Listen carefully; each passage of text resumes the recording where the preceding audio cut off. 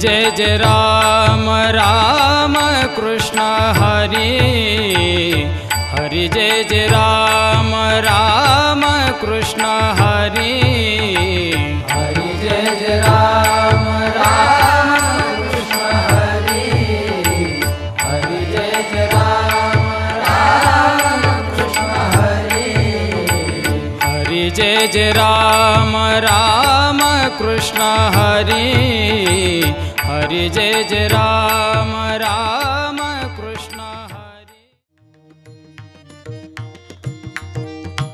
हे जे गीत आहे हे आपल्याला शिकवायचं कधी कुणावर जळू नये. पोरांनो बघा किती छान अर्थ. हे शिकवायचं आपल्याला किती छान आहे बघ. ते म्हणायचं कधी कुणावर जळू नका. एखादा श्रीमंत झाला तर त्याचे पाय ओढू नका. एखाद्या गावातला चांगलं काम करत असेल तर त्याच्यावर जळू नका. एखादा गावातला पोरगा श्रीमंत होऊन तिकडे अभ्यास करत जळू नका त्याच्यावर.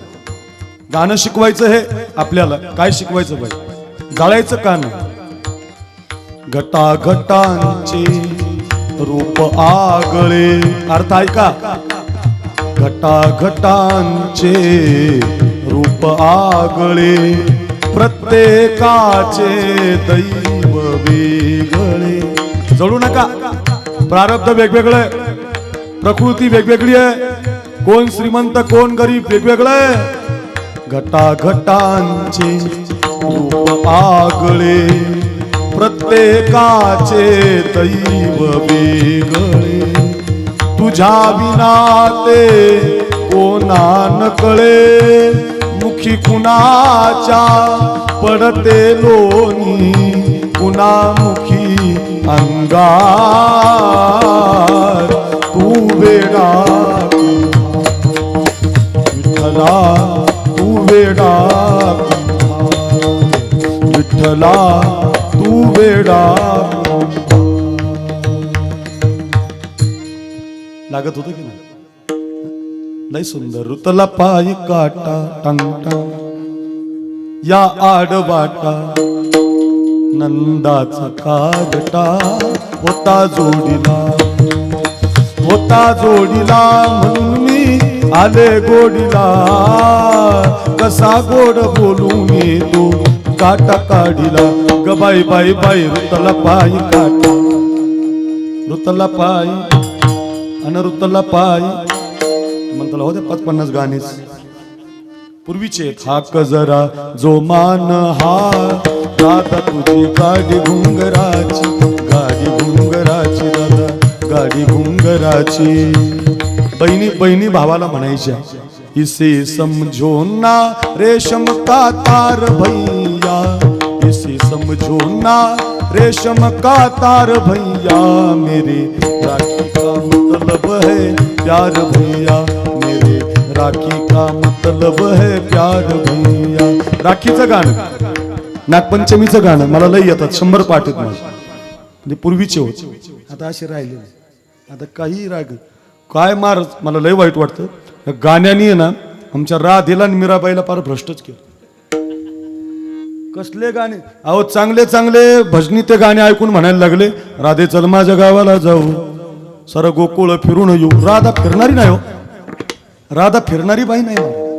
इतकं खाली आणू नका तिला. अहो एक जणानं कीर्तनात प्रमाण दिलं मला एकदा. राधा रंगानं दिसते छान तिच्या वेणीला गोंडे दोन.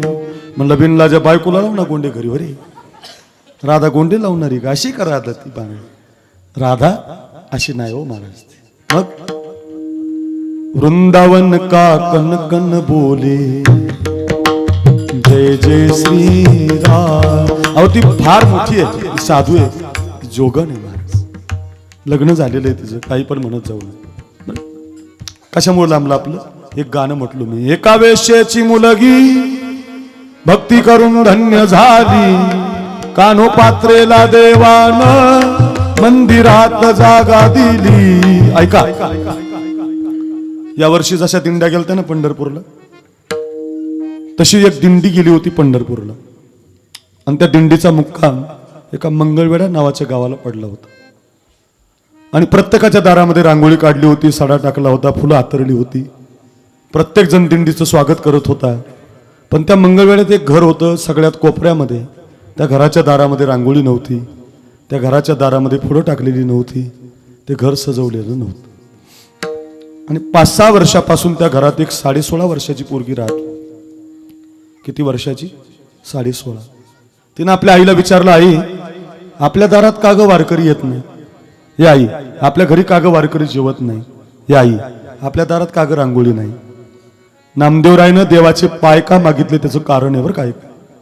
नामदेवराय देवाला देवाचे पाय का मागतात कळेल, अभंग सफल होईल, प्रवास सुखाचा होईल. माझा ऐका, लक्ष देऊन ऐका. हे आई आपल्या दारात का ग येत नाही वारकरी? आई म्हटले, अगं तू एका वेश्येची मुलगी आहे, तुला आई सांगता येते पण बाप सांगता येते. अपवित्र कुळात जन्म झालाय ना आपला, त्यामुळे आपण निषिद्ध कर्म आहे, कर्म चुकलंय आपलं. आपल्या घरी वारकरी येत नसतं, आपल्याला उपेक्षित केलंय लोकांनी. आई कीर्तन ऐकायला तर जाता येईल ना? जाता येईल बघ, पण मागच्या कोपऱ्यामध्ये बस, कुणी नाव ठेवील असं वागू नको. म्हटलं आई मी तर पाप नाही केलं, मी तर शुद्ध आहे. मग तू शुद्ध आहे ना, कीर्तन ऐकायला जाऊ शकते, जा. आणि आईचं ऐकून पोरगी कीर्तनाला आली. 16.5 वर्षाची होती, इतकी सुंदर होती. सुकलेल्या कमळाच्या फुलाला जर तिचा चालता चालता हात लागला तर कमळ उमलायचं, आणि पान खाल्लं तर तिच्या गळ्यातून दिसायचं. आपल्या बायकासारखी नाही, डांबरी मेनकापडी काळी बेंद्री, ती आपली पहा. ती कावाडाकडे चालली भितडाकडे असली नाही, एक डोळा हेकणा की दरबी देखणा असले नाही. मग सुकलेलं कमळ हातानं उमलावं अशी त्वचा होती तिची. ऐका ऐका, दुर्भाग्य असं, आई माहिती होती, बाप माहिती नव्हती. अभिमान झाला होता की माझ्या एवढी सुंदर कोणी नाही. कोपऱ्यामध्ये कीर्तन ऐकत होता, आणि कीर्तनकार कीर्तनात सांगत होता की ज्या देवाला आपण उद्या पाहणार आहोत त्या देवा एवढा सुंदर देव कोणी नाही. रूप सावळे सुकुमार, कानी कुंडल, मकराकार मकराकार, रूप सावळे सुकुमार. म्हटलं तो देव सावळा आहे, सुकुमार आहे. दुसरं एक प्रमाण आलं, राजस सुकुमार, मदनाचा पुतळा, रवी शशिकळा लोपलिया, कस्तुरी मळवट चंदनाची उटी. हो म्हटले राजस सुकुमार आहे, गोराय, निळाय, पांढराय, त्याच्यासारखा दुसरा देव नाही. कुणी ऐकलं हे? 16.5 वर्षाच्या सुंदर दिसणाऱ्या मुलीनं ती म्हटली, बाई माझ्यापेक्षा छान असेल का? म्हणून देवाला पाहायला गेली. संतांचं ऐकून देवाला पाहायला गेली. ऐका, नामदेवराय म्हटले, देवा तुझ्या पायाची ताकद ऐक. ती पोरगी दर्शन करत दर्शन करत दर्शन करत तुझ्या समोर आली, आणि तुला पाहिलं तिनं तर तू तिला काळा दिसला. कोणी जा पंढरपूरला, देव कसा दिसतो? काळा दिसतो. ठाईजाची काळा, अनादी बहु काळा, देव काळाच. काळा दिसला म्हणून ती म्हटली, बाई हा तर काळा आहे. संत तर म्हटले सावळान गोरान राजसुकुमारन. चला म्हटलं आल्यासरशी दर्शन करून जाते. म्हणून त्या पोरीनं तुझ्या पायावरती मस्तक नाही ठेवलं. हे जे बोट आहे ना, बोट आल्हाद मांडलं. हे बोट आल्हाद मांडल्यामुळं झालं काय, त्या बोटामुळं देवाच्या पायाला खड्डाच पडला. बापरे, माझ्या एवढ्या सुंदर बोटानं या देवाच्या पायाला जर खड्डा पडतो तर हा देव किती सुंदर असेल.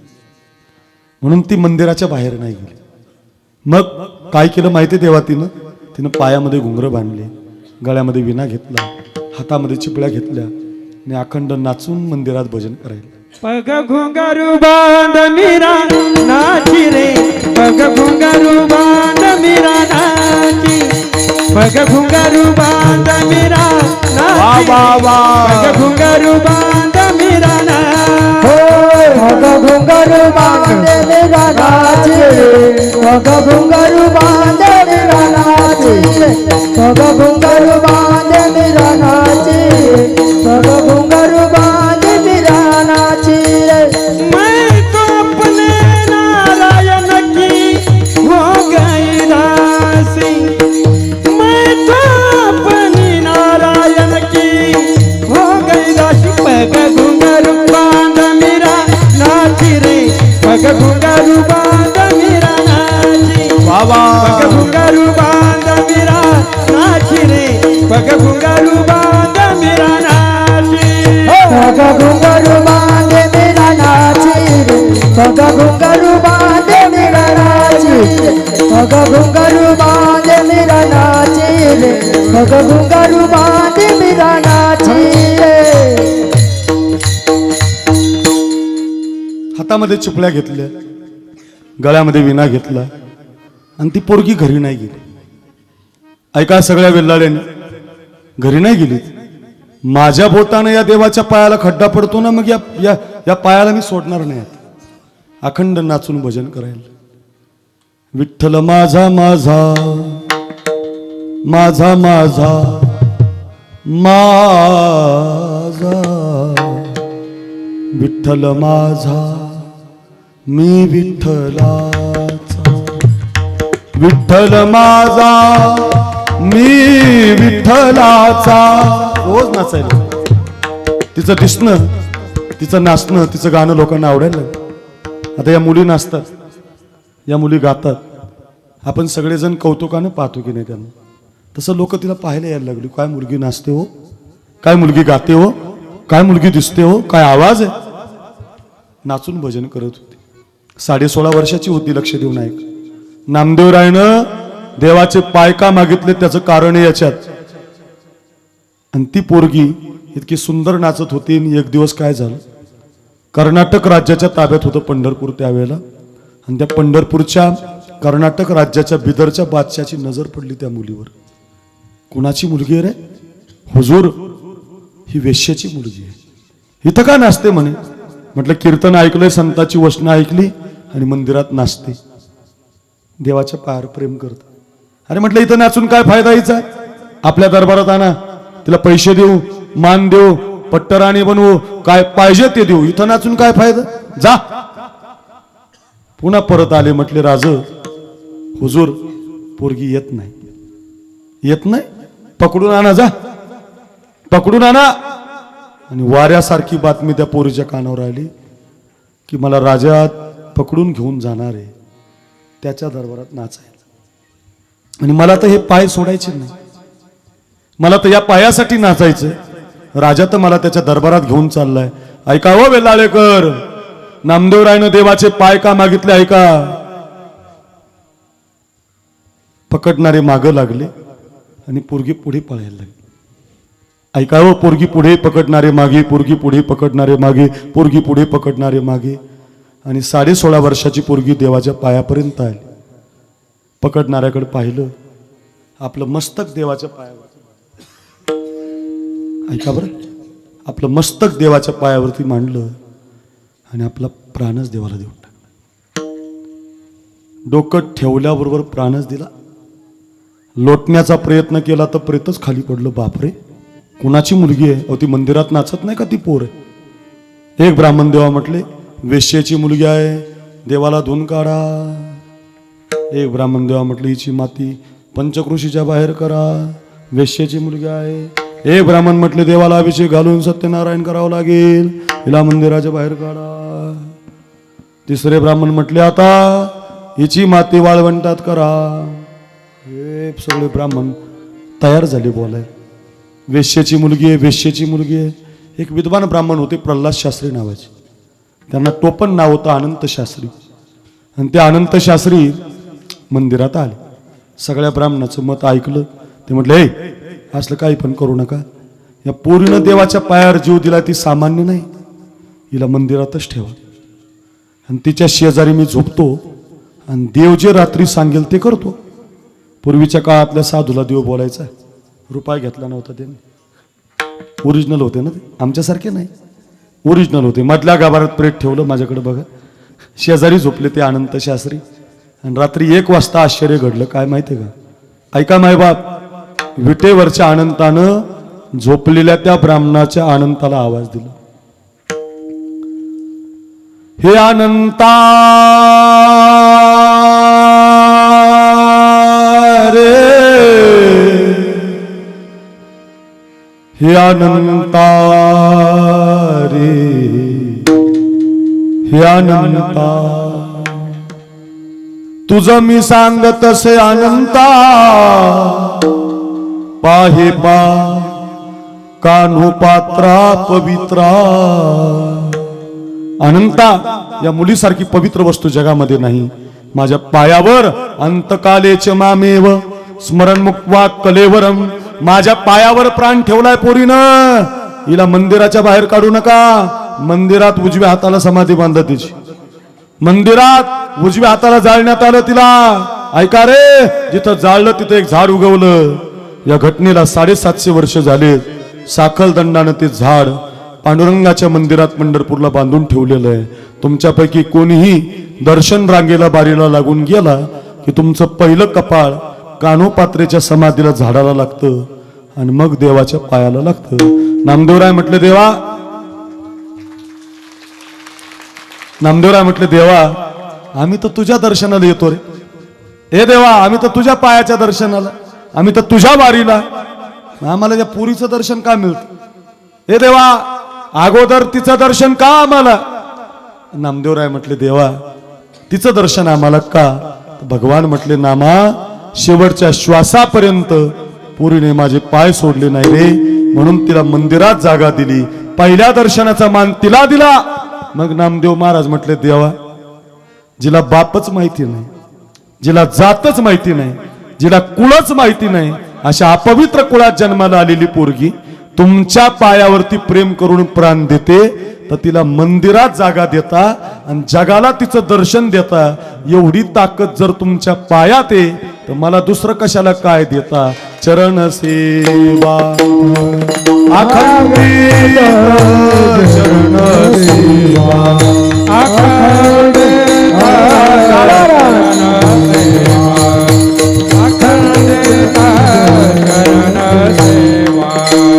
हेची देवा पै मागता हेची देवा पै मागता हेची देवा पै मागता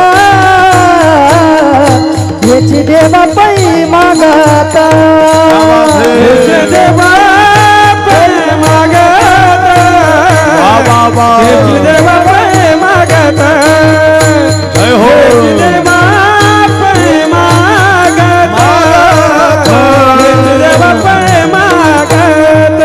चरण सेवा अखंडित चरण सेवा अखंडित हो चरण सेवा अखंडित वास द्यावा पंढरीचा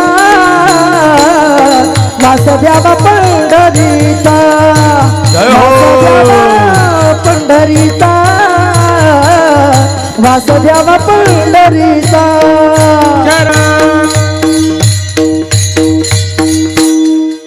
वेश्येच्या मुलीला तुमचे पाय मंदिरात जागा देता चरण सेवा म्हणून तुमचे पाय देऊन टाका वैऱ्याच्या भावाला तुमचे पाय सख्या भावाची जागा देतात तुमचे पाय देऊन टाका गंगेला जन्म तुमचे पाय देतात तुमचे पाय देऊन टाका दगडाची बाई तुमचे पाय करतात तुमचे पाय देऊन टाका हिची देवा पै मागत चरण सेवा एवढी तरणीमांड पोरं बसलेली आहेत एवढा सुंदर सप्ताह आहे वेल्लाळेचा महाराष्ट्रभर कीर्तन करणारा मी महाराज आहे रोज 2 कीर्तनं करतो डायरीमध्ये जागा नाही डिसेंबर पर्यंतची सगळ्या रात्री गेलेल्या आहेत रोज 2 कीर्तने रोज खूप प्रयत्न केलाय आमच्या सरपंचांनी अनिल दादांनी तेव्हा ही तारीख बसली माझी तर एक 5 मिनिटं माझं ऐका काय मागावं काय मागितलं पाहिजे छत्रपती शिवाजी महाराजांच्या इतिहासावर कीर्तन करणारा मी महाराज शिवाजी महाराजांच्यावर खूप प्रेम आहे माझं अक्रूर महाराज साखरे नाव युट्यूबला टाकलं यांच्या वारकरी कीर्तनकारला मुकेश भाऊकडे सगळ्या चॅनलला माझं एक कीर्तन झालंय 100 कीर्तन आहेत युट्यूबला असं एकही कीर्तन नाही की त्या कीर्तनात मी मावळा सांगितलं नाही रोज सांगतो पोरांना बिंबीच्या देठापासून सांगतो आणि नुसते टाइमपास म्हणून ऐकू नका कीर्तन तर हा मावळा शिका काय मागावं काय मागितलं पाहिजे छत्रपती शिवाजी महाराजांवरती एक संकट आलं होतं सिद्धी जोहर नावाचं गड होता पन्हाळा जिल्हा होता कोल्हापूर आणि 42,000 सैन्यानं राजांना वेढा दिला होता. गडावरती 1200 मावळे होते. घर सोडणं काळाची गरज होती. कुठंतरी स्वराज्य निर्माण झालं होतं आणि राजांच्या बुद्धीनं प्लॅन केला की गडावरून 2 पालख्या काढायची. एका पालखीमध्ये शिवा नावे बसवायचा, एका पालखीमध्ये राजे बसतील. 400 मावळे गडावर थांबतील, 400 राजांना घेऊन जातील आणि 400 प्रति शिवाजीला घेऊन जातील. सगळं नियोजन झालं. त्र्यंबक पंत गडाचं रक्षण करतील, प्रतापराव प्रति शिवाजीला घेऊन जातील आणि बाजीप्रभू देशपांडे नावाचा मावळा महाराष्ट्राच्या दौलतीला विशाळगडावर तो पोहोचत करील. सगळं नियोजन झालं पोरांनो. आता वेडा 100 पावलावर, आता वेडा 50 पावलावर, आता वेडा 10 पावलावर, आता वेड्यातच पाऊल घुसलं. हर हर महादेव, जय भवानी, जय शिवाजी. सह्याद्रीच्या कड्याकपरातून आवाज घुमला. राजा पळाला, राजा पळाला, राजा पळाला, राजा पळाला अशी बातमी मिळाली. शिवा नाव्याची कत्तल झाली आणि 3,500 गनिम राजांच्या पाठीमागे लागला. 3,500 गनिम पाठीमागे लागला. मावळे 400 होते. एक गजापूर नावाचं गाव लागलं आणि त्या गजापूरला 2 जण जातात, 2 जण येतात अशी अरुंद खिंड होती. त्याला त्या काळात कोळखिंड म्हणायची. त्या गजापूरच्या खिंडीजवळ पालखी आली आणि गुप्तचरानं बातमी आणली, बाजी मागून 3,500 गनिम आले. आपण 400 आहोत आणि आपल्या खांद्यावर राजा आहे. पोरांना ऐका बरं, शिकायला मिळेल तुम्हाला. मित्र कसा असावा, मागणं कसं असावं. बाजी मागून 3,500 गनिम आलंय, आपण 400 आहोत, आपल्या खांद्यावर महाराष्ट्राची दौलत आहे. बाजी प्रभूनं पालखी थांबवली आणि राजांना मुजरा केला. मुजरा केल्यावर राजे पालखीच्या बाहेर आले. पूर्वीच्या मुजऱ्याचा अर्थ असायचा काहीतरी मागायचं. आणि मुजरा केल्यावर राजे त्या बाजीला म्हटले, कशासाठी मुजरा? ओ बाजी, कशासाठी मुजरा? तो बाजी म्हटला, आता एक मागतो राजा. काय पाहिजे? एक द्या राजा. आता 300 मावळे माझ्यापाशी ठेवा. 100 मावळे घेऊन तुम्ही पुढे चाला. तुमची भवानी बाहेर काढा. माणिकराव सुर्वेंचा वेढा पडलाय राजा विशाळगडाला. तो भवानी मातेनं पार करा. विशाळगडावरती पोहोचत व्हा. गडावरून तोफांची 5 आवाज द्या. तोपर्यंत तुमचा हा मित्र बाजी या घोडखिंडीमध्ये उभा राहतो. एका हातात दांडपट्टा घेतो, एका हातात तलवार घेतो. राज लक्षात ठेवा, राज जोपर्यंत तुमच्या तोफेचा आवाज येत नाही तोपर्यंत तुमचा हा मित्र बाजी प्राणाची बाजी देणार नाही. घ्या राजा मुजरा, घ्या राजा मुजरा, घ्या राजा मुजरा, घ्या राजा मुजरा. राजा म्हणत होते, नाही नाही बाजी. शिवा गेलाय, तानाजी गेलाय, कोंडाजी येसाजी गेलाय. नाही राजा, नाही नाही राजा. लाख मरावे, लाखाचा पोशिंदा जगावा. नाही नाही बाजी. 3,500 कुठं, 400 300 कुठं? नाही राजा, नाही बाजी, नाही राजा. माझी शपथ आहे तुम्हाला. यावं राजा आपण, यावं राज, यावं राज, यावं राजा आपण. बाजी प्रभू राजांना मुजरा करत होता. ऐका पोरांनो, बाजी प्रभूच्या जीवनातला हा अखेरचा मुजरा होता. अखेरचा मुजरा होता. राजे पालखीमध्ये बसले. 100 मावळे घेऊन राजाने पालखी फास्ट पळवली. भवानी माता बाहेर पडली. सुर्वेंचा पराजय झाला. राजे विशाळगड चढायला लागले. इकडे मात्र 3,500 पाहिलं काहीतरी खिंडीवर हालचाल आहे. हल्ला करो, मार डालो, तोड डालो. क्षणार्धामध्ये राख रांगोळी सुरू झाली. 100 आणि 500, 200 आणि 1000 आणि 300 आणि 3,000 सैन्य रोखायचं होतं. मीच घाबरलो. सपासप वार करायचे होते. एका हातात दांडपट्टा होता. पोरांनो ऐका, एका हातात तलवार होती, अडवायला ढाल नव्हती. इतिहास नीट वाचत जा. हो, एका हातात ढाल नव्हती, एका हातात मग तलवार होती आणि एका हातात दांडपट्टा होता. जो येईल तो कापायचा होता, जो दिसेल तो कापायचा होता. 350 मावळ्यांना 3,500 सैन्य रोखायचं होतं. अजून 3 कोस म्हणजे 4-4.5 कोस गड राहिला होता. राजे पोहोचल्याशिवाय मरायचं नाही असा पण करून मावळी उभी होती. ऐका रे वेल्लाळेकर, सपासप वार होत होते, घनघाती युद्ध होत होतं. एखादा भाला यायचा, बाजीच्या छातीत जायचा. एखादा भाता यायचा, बाजीच्या पोटात जायचा. एखादी तलवार यायची, चिर्र करत छातीचा तुकडा उडून घेऊन जायची. अंगावरती एकही जागा राहिली नव्हती की तिथं घाव झाला नव्हता. इंच इंच जखमा तर बाजू प्रभूच्या अंगावर पोटावर झाल्या होत्या. पण अजून राजा पोहोचला नाही. बाजी खाली पडत नव्हता. एवढ्या जखमा होऊन सुद्धा बाजी उभा राहायचा. दानपट्ट्यानं तलवारीनं कापायचा. अरे एखादा भाला पुन्हा छातीत जायचा, एखादा भाता पुन्हा छातीत जायचा. पोर्तुगीजाच्या गोळ्या छातीमध्ये जायच्या. सपासप सपासप वार होत होते. तेवढ्यामध्ये आता बाजी धरणीला पडला होता. राजे मात्र विशाळगडावरती पोहोचत झाले होते आणि राजांनी तोफांचे 5 आवाज दिले होते. त्याच्यातला पहिला आवाज जोरात झाला आणि बाजी प्रभूच्या कानावरती पडला. तर तो आवाज म्हणत होता, बाजी, ओ बाजी, पोहोचलोच बाजी, आम्ही बाजी यावं, बाजी पोहोचलोच बाजी, यावं बाजी, यावं बाजी, यावं बाजी, यावं बाजी, यावं बाजी, यावं बाजी, यावं बाजी, यावं बाजी, यावं बाजी. राजा स्वराज्यात वाट पाहतात.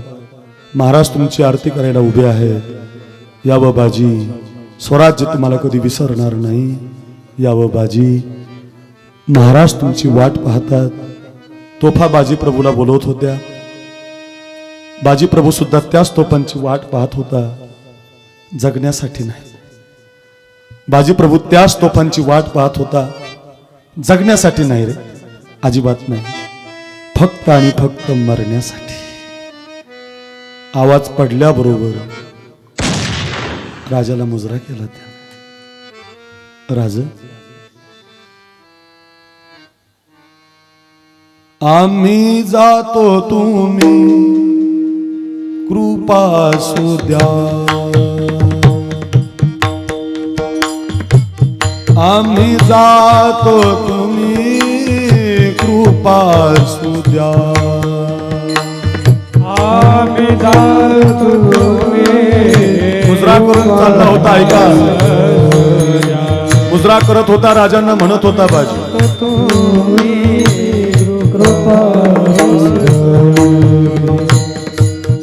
सकळा सांगावी राज, हे राज विनंती माझी रे. हे राज, हे सकळा सकळा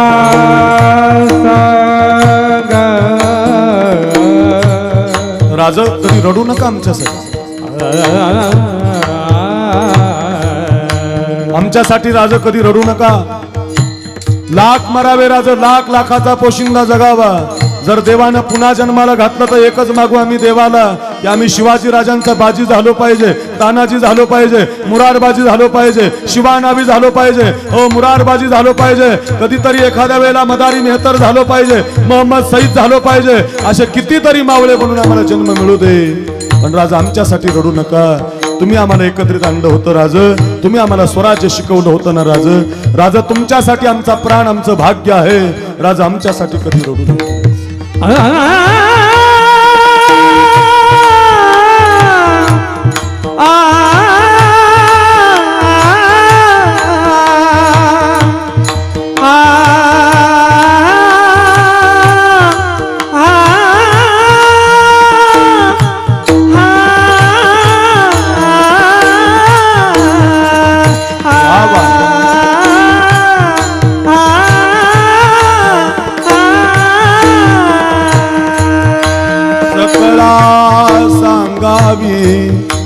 विनंती माझी रे, सकळा सांगावी विनंती माझी.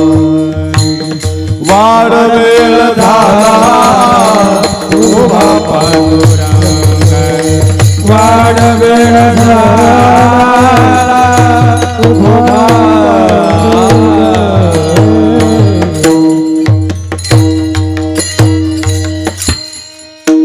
मुजरा करून पोरगा गेला. बाजी प्रभू राजांना घोडखिंड मागतो आणि ती घोडखिंड पावनखिंड बनवतो. शिवानावी राजांना मुकुट मागतो, राजांसाठी प्राण देतो. तानाजी राजांना कोंडाणा मागतो. हे मागणं शिका पोरा.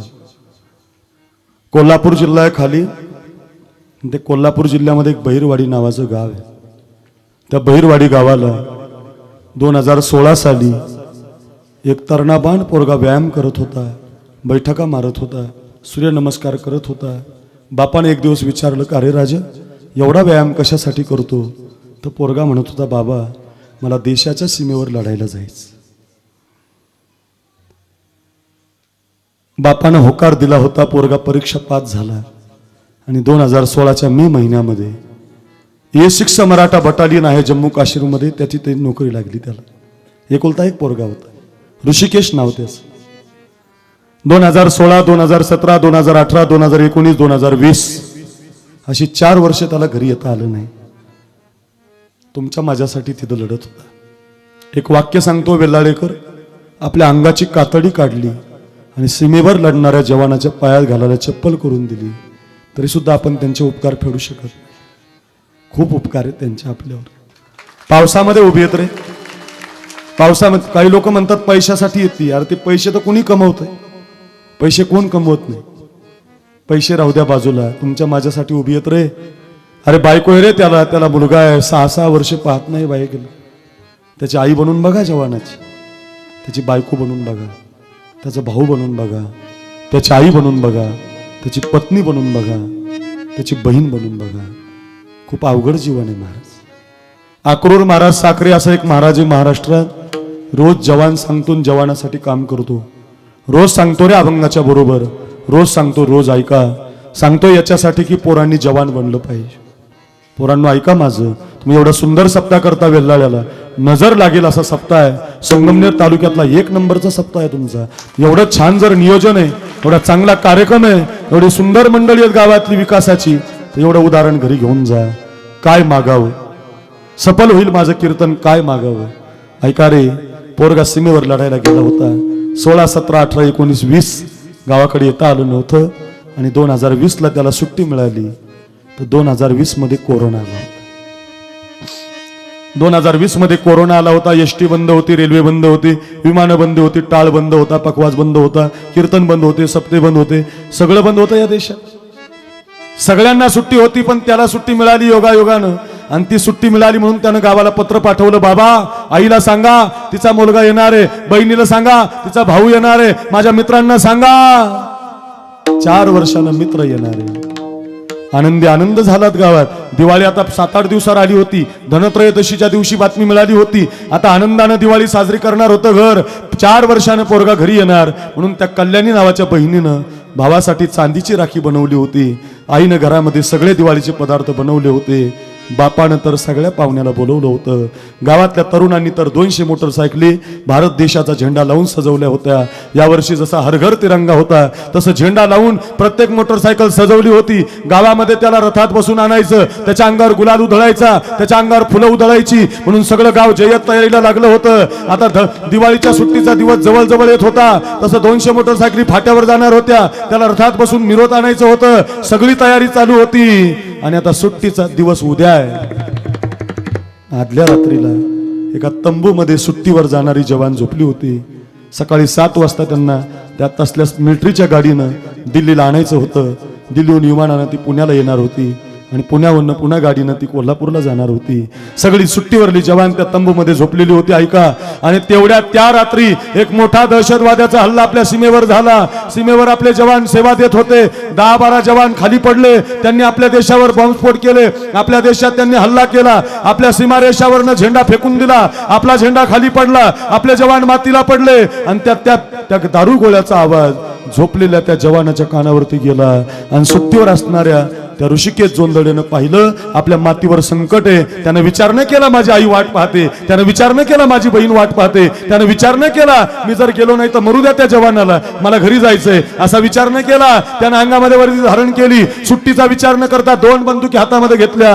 हो, जवान कमी आहेत ना, 2 बंदुक्या घेऊन लढायला लागला. सपासप दहशतवाद्या छातीवर गोळ्या झाडायला लागला. सीमारेषा ओलांडली. पडलेला झेंडा पुन्हा एकदा रोवला. भारत माता की जय, वंदे मातरम असा जयघोष केला. देशाला वंदन केलं. पुन्हा झेंडा फडकायला लागला. आनंदी आनंद झाला.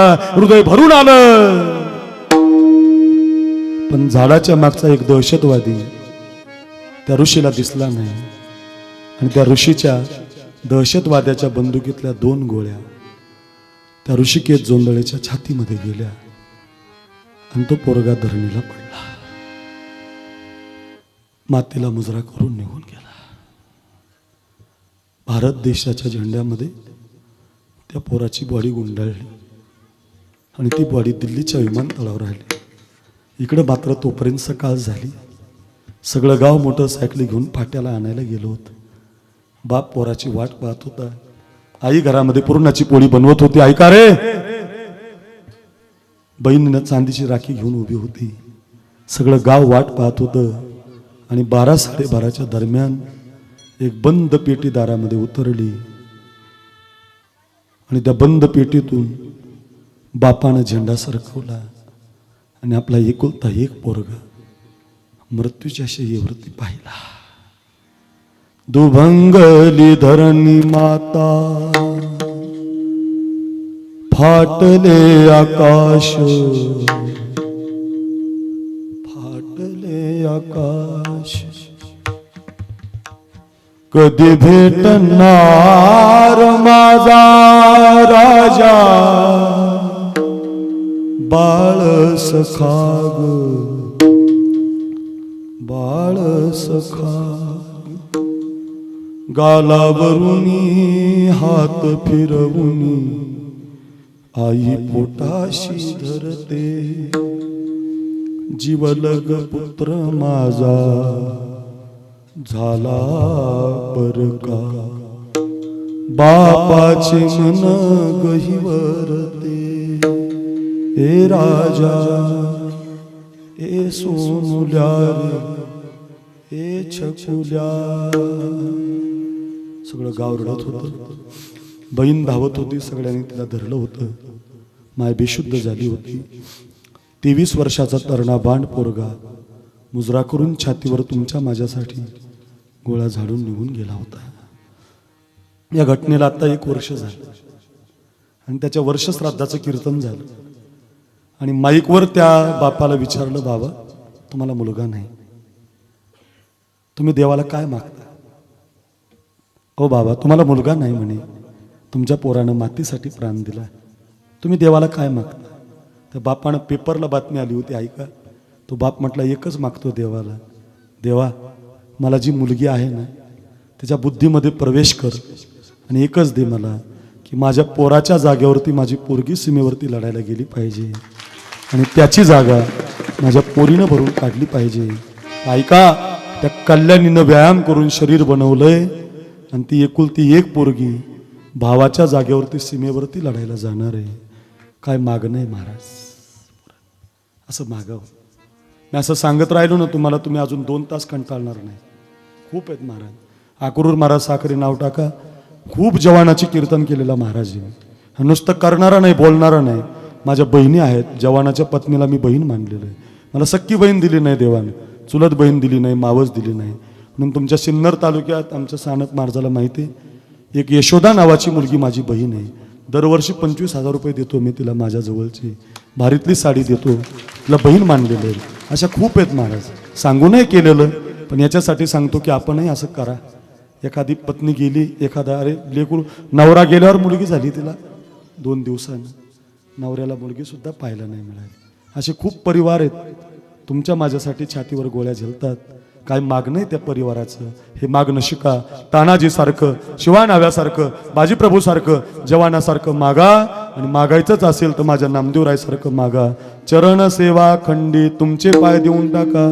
एकच चरण झालं, 9:15 वाजले. विठोबा रखुमाई,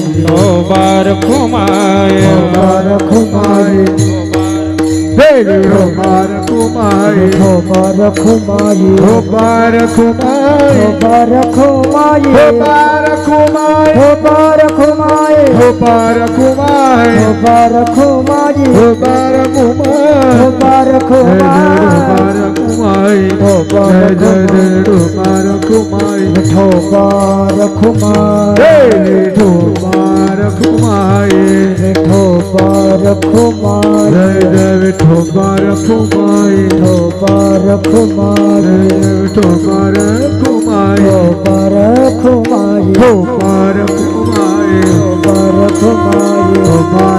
रखुमाई जय जय शोभा रखुमाई जय जय शोभा रखुमाई जय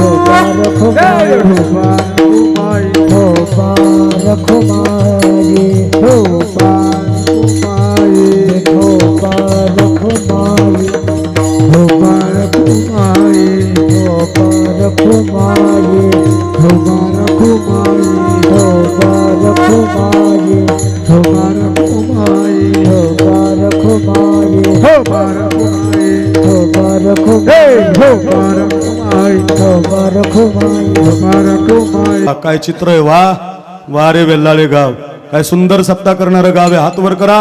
उद्या संध्याकाळी कीर्तन नाही, काला झालं, पुढच्या वर्षीच आहे.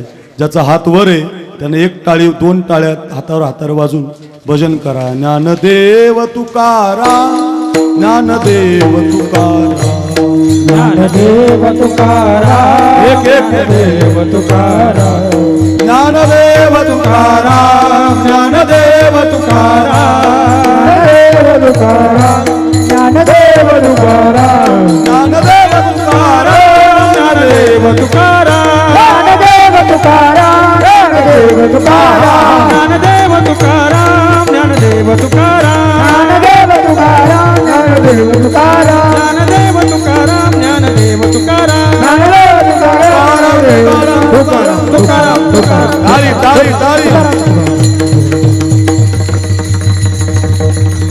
ज्ञानेश्वर माऊली ज्ञानराज माऊली ज्ञानेश्वर माऊली ज्ञानराज माऊली ज्ञानेश्वर माऊली ज्ञानराज माऊली तुकाराम ज्ञानेश्वर माऊली ज्ञानेश्वर माऊली ज्ञानराज माऊली तुकाराम ज्ञानेश्वर माऊली ज्ञानेश्वर माऊली ज्ञानराज माऊली तुकाराम ज्ञानेश्वर माऊली ज्ञानेश्वर माऊली ज्ञानराज माऊली तुकाराम ऐका ऐका आपलं कीर्तन झाल्यानंतर आता जेवणाच्या आधी थोडंसं का जेवण झाल्यावर बरं का पंक्तीला बसल्यानंतर आता या ठिकाणी